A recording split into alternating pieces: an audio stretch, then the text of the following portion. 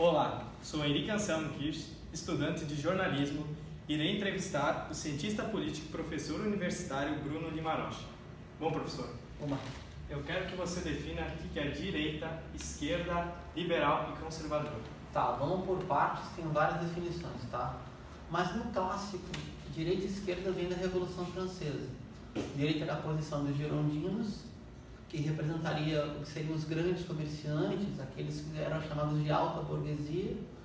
A esquerda, a dos jacobinos, que tinham contato mais popular, também chamados de pequena burguesia. Com o tempo, a direita foi ficando mais identificada com a iniciativa individual e com o empresariado, e a esquerda como que fosse a defensora dos despossuídos, de quem vive do mundo do trabalho, ou das novas causas, as causas de quem está numa posição mais vulnerável na sociedade.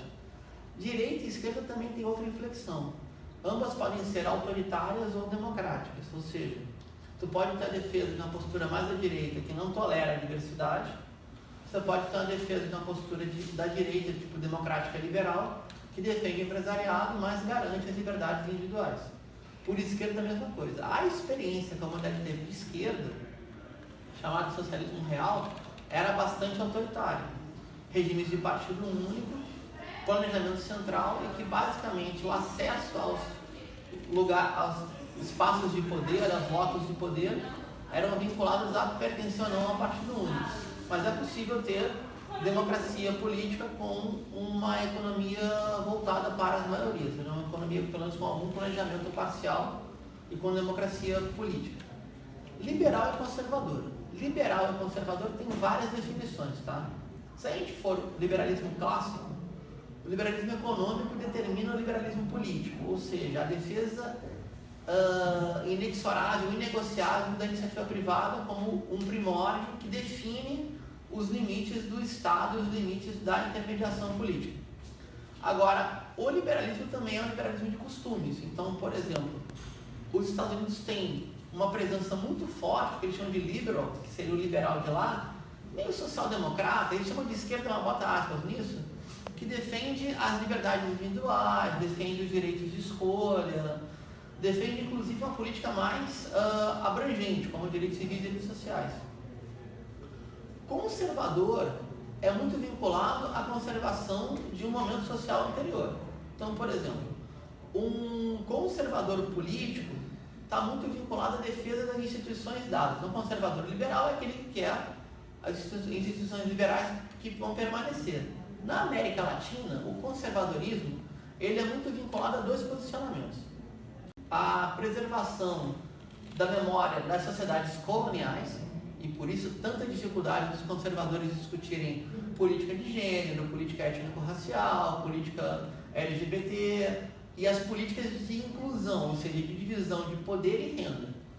E o conservadorismo também implica uma espécie de uma memória de um ocidente que nunca existiu, não existiu na memória, onde a associação ao, aspas, cristianismo, que é uma ofensa chamar isso de cristianismo, está vinculado a uma espécie de família heteronormativa e monogâmica, tá? Mas no último caso, o conservadorismo político está vinculado àquilo que a gente chama de conservatismo social, que é deixar as coisas no seu lugar. Seria um resumão, a gente poderia entrar em outros setores, mas eu acho que com essas informações já dá para ajudar a interpretar a política brasileira do momento.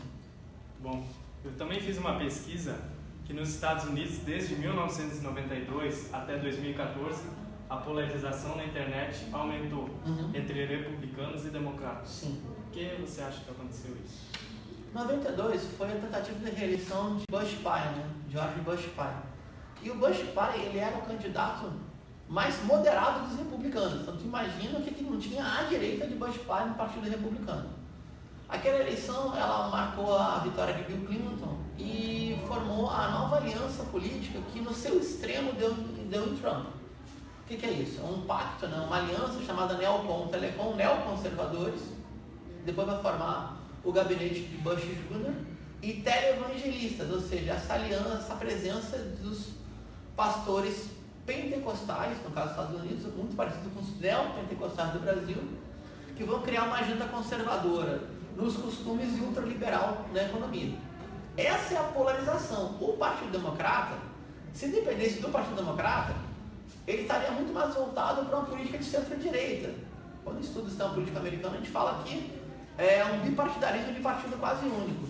Mas como os republicanos foram muito à direita, acabou polarizando com os democratas, mesmo sem eles quererem polarizar.